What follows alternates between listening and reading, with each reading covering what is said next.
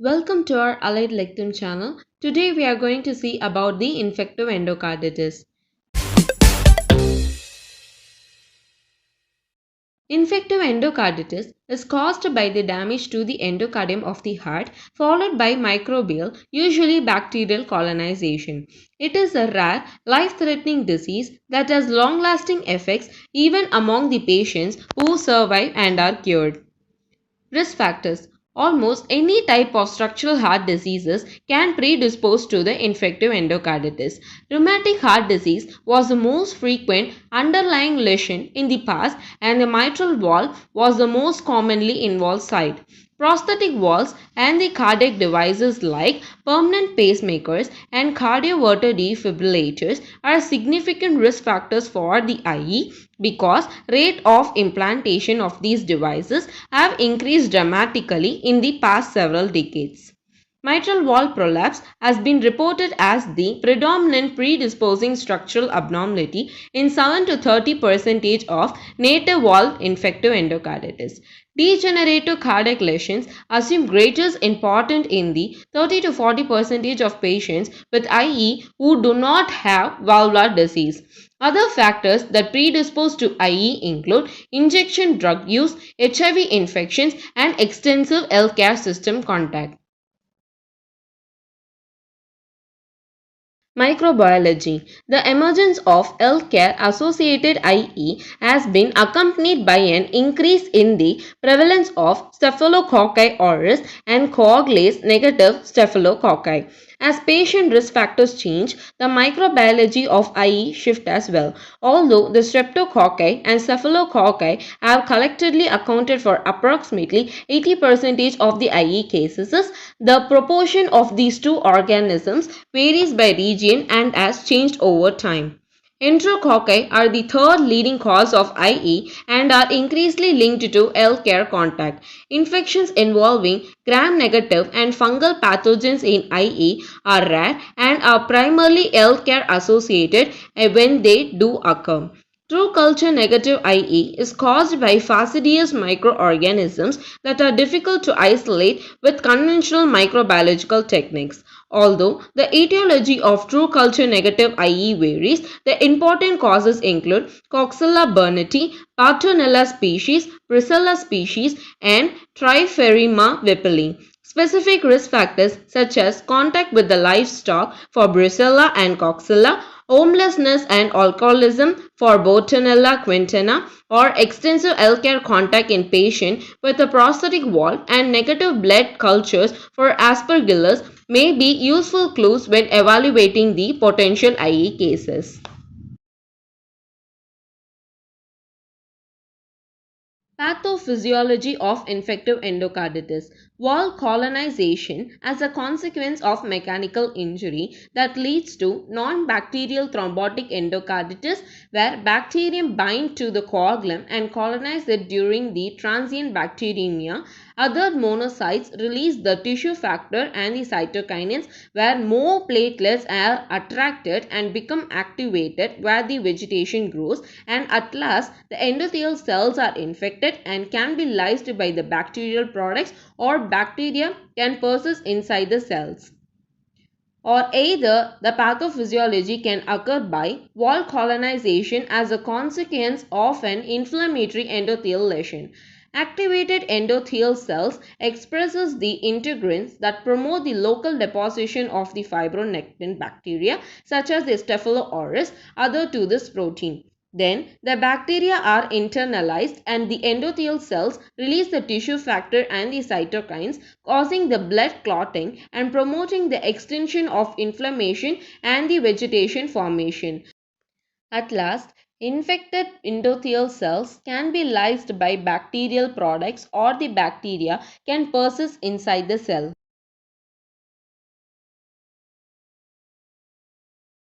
Clinical manifestations. In the heart, the classic vegetation is usually in the line of closure of a wall leaflet on the atrial surface of the AV wall, that is the mitral and the tricuspid walls, or on the ventricular surface of the semiluna walls, that is aortic and pulmonary walls. The infection may lead to perforation of the wall leaflet or rupture of the chordae tendineae, interventricular septum, or papillary muscle. Valve ring abscesses with fistula formation in the myocardium or the pericardial sac may result, especially with the Staphylococcus aureus. Finally, the myocardial infarctions may occur as an embolic complications of the IE, particularly in patients with aortic wall infective endocarditis.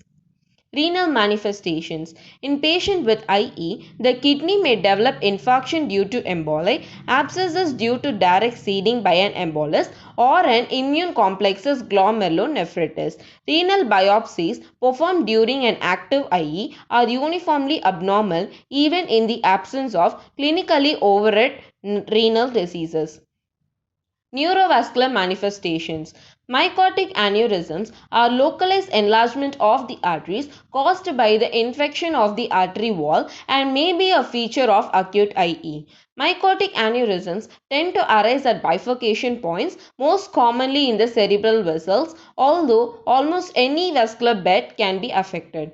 Cerebral aneurysms may be symptomatic, particularly if the bleeding complications arises, but they may also be discovered in patients without the neurological symptoms.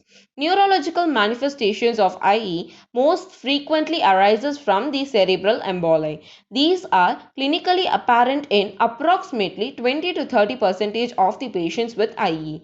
However, if MRI imaging of an asymptomatic IE patient is routinely undertaken, a majority will have evidence of cerebrovascular complications.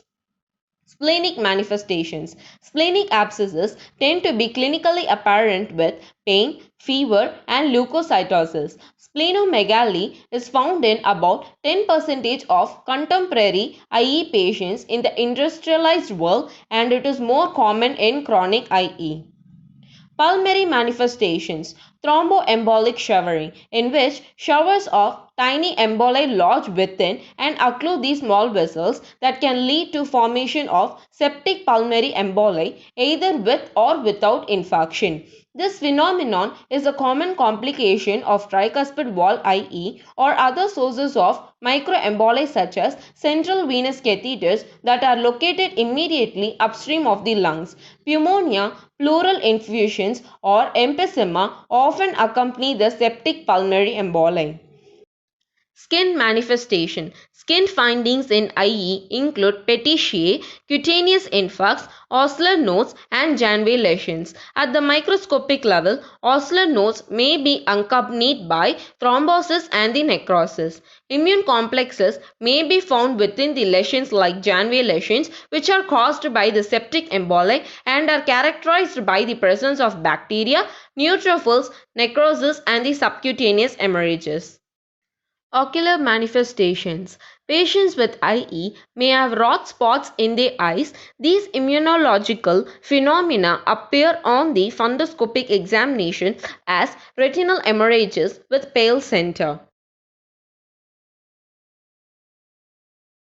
Diagnosis. Blood culture is the most important initial laboratory test in the workup of infective endocarditis.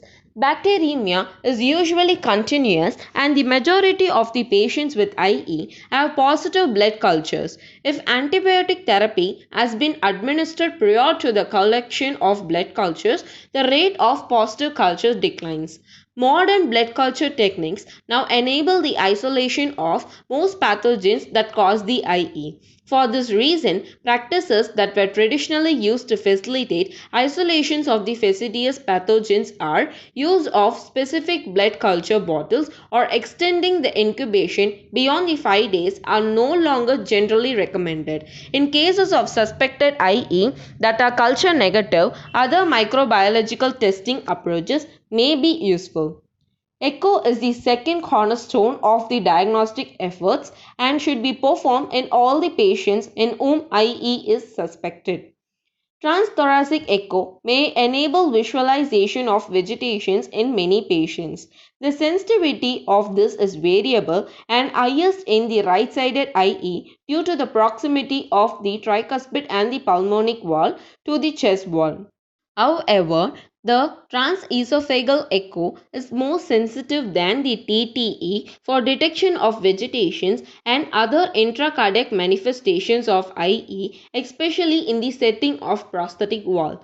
Therefore, TTE and TOE are best seen as complementary imaging modalities. Other imaging modalities that have been evaluated are 3D TEE, cardiac CT, and cardiac MRI. Duke criteria. The major clinical criteria are the blood culture positivity for either of the following: typical microorganisms, ag organisms, Staphylo aureus, community acute enterococci in the absence of the primary focus from two separate blood cultures are taken.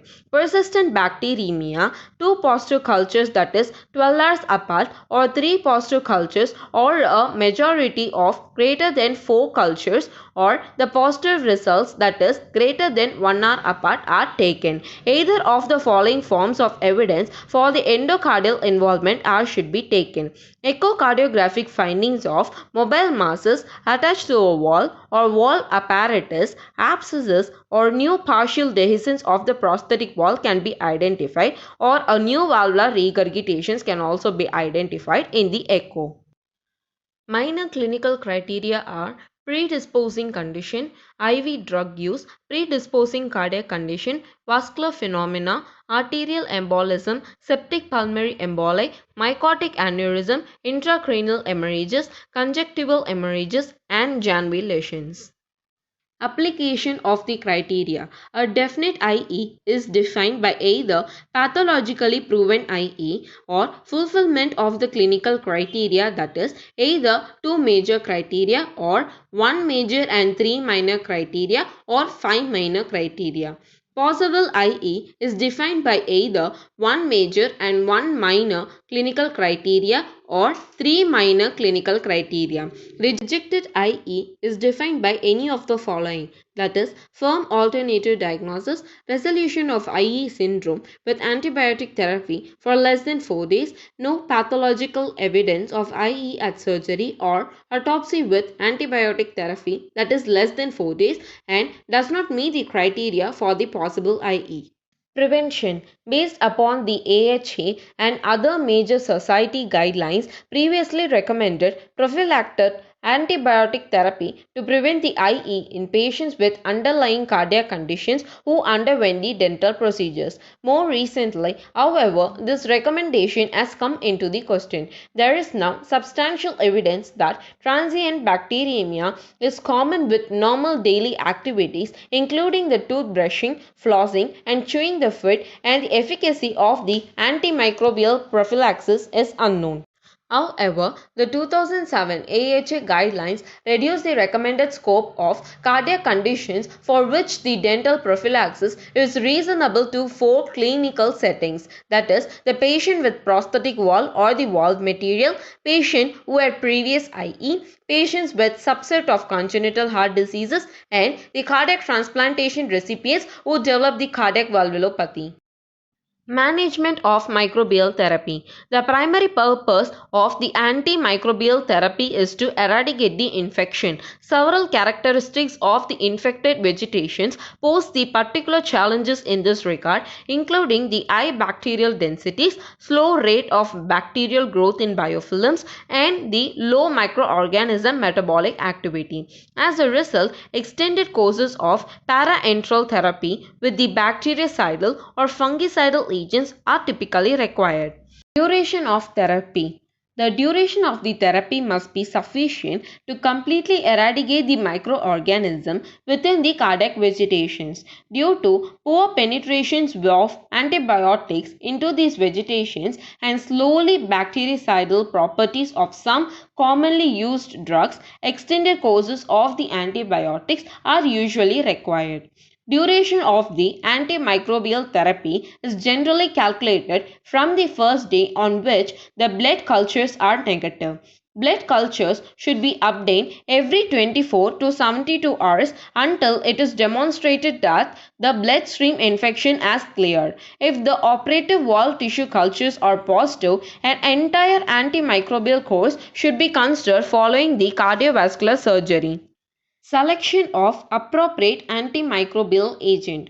Therapy should be targeted to the organism identified in the blood culture or a serological studies. While awaiting the microbiological results, an empiric regimen may be selected based upon the patient demographic features because most IE cases are caused by the gram-positive bacteria. Vancomycin is often an appropriate empiric choice. However, other empiric agents may also be appropriate based on the local microbiology and susceptibility patterns. Organism specific considerations. First, Staphylococci. For MRSA-IE, vancomycin has historically been the antibiotic of choice and it remains as the first line therapy in treatment guidelines. Recent reports have raised the concern that after the decades of use, the vancomycin has been a minimum inhibitory concentration for Staphylo aureus might be rising. Increased vancomycin (MIC) even among the isolates still classified as susceptible might be associated with worse outcomes in MRSA bacteremia.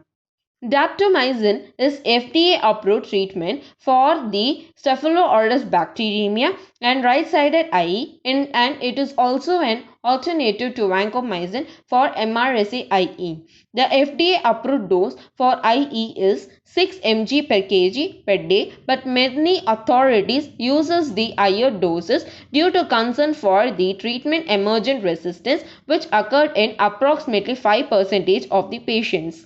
Gentamicin is not recommended for the Staphylococcus NVIV because it is associated with the nephrotoxicity. Similarly, rifampin is also not recommended as an adjunct therapy for NVIV because it has been associated with the adverse effects and prolonged. For Staphylococcus PVIV, weak evidence supports the use of both the gentamicin and rifampin. Observational data has been reported for other antibiotic combinations. For example, ceftaroline is a cephalosporin antibiotic active against the MRSA and has been used as a salvage therapy for IE alone or in combination with other staphylococcus antibiotics. Other combinations have displayed in vitro synergy and have limited human data in MRSA bacteremia, such as vancomycin or daptomycin might be paired with other beta-lactams or daptomycin plus fosfomycin or fosfomycin combined with the beta-lactams. Second, streptococci. The standard treatment for the streptococcal IE is beta-lactam antibiotic for 4 weeks. The addition of an aminoglycoside may enable a shorter 2-week course of therapy when administered once daily in combination with ceftriaxone for streptococcal NVIE. Third, enterococci. Recent data suggests that the combination of ampicillin and ceftriaxone may be effective for IE due to ampicillin susceptible E. facialis, particularly in patients with aminoglycoside resistance or in whom there is the concern for the nephrotoxicity with an aminoglycoside. Vancomycin resistant enterococcal IE is fortunately rare but has been successfully treated with the linezolid and the daptomycin. If daptomycin is used, high-dose therapy might be considered. Fourth, other organisms. Hack group organisms were historically treated with ampicillin. A duration of 4 weeks of therapy is generally sufficient for these organisms, i.e., due to non-ACK gram-negative bacilli is rare. Consequently, optimal management strategies are not defined. Cardiac surgeries combined with prolonged antibiotic therapy is considered as a reasonable strategy in many cases. Fungal IE is also rare, but the outcomes are poor. Wall surgery is often employed, but this approach is not clearly associated with the improved outcomes. Following the initial parenteral therapy with the amphotericin-based regimen or indefinite azole therapy is recommended, particularly if the wall surgery is not performed. Surgery. For most patients with IE, Recommendations for surgery are based on the observational studies and the expert opinion. The principal consensus indications for valve surgery are heart failure, uncontrolled infections, and prevention of the embolic events in patients at high risk. Uncontrolled infections may be related to the paravalvular complications such as abscesses and enlarging vegetations or dehiscence of the prostatic valve. In addition, uncontrolled infections may be manifested by ongoing systemic illnesses with persistent fever and the positive blood culture despite the appropriate antibiotic therapy. As larger left-sided vegetations are more likely to lead to embolic events, i.e., with a vegetation of greater than 10 mm in length is a relative indication for the surgical interventions. Management of metastatic foci. Metastatic foci of infection frequently complicate the IE. As with any infection, recognition of these foci of infection is important so that the targeted intervention, such as the drainage of abscesses or removal of the infected prostatic material, may be undertaken. This is of the critical importance in the patients who require the valve surgery because a persistent source of infections may serve as a source from which recently placed prosthetic valve or annuloplasty ring becomes infected. Some metastatic foci, such as the vertebral osteomyelitis, may require the additional antibiotic therapy beyond what it is typically indicated for IE. There is currently insufficient evidence to recommend specific imaging strategies to look for metastatic foci in all the patients with IE. Conclusion. Most patients with IE in the modern era are cured and attention can eventually turn to a follow-up plan. Elements of the follow-up may include an echo at completions of the antimicrobial therapy to establish a new baseline for subsequent comparison, referral to a drug cessation program for patients who are IDU and a thorough dental evaluation. Routine blood cultures at the completion of the antibiotic therapy are not recommended. Patients should also be monitored for the complications of the IE, including relapse, instant heart failure, and the complications of the antibiotic therapy, such as the audiologic toxicity from the aminoglycosides. Thank you.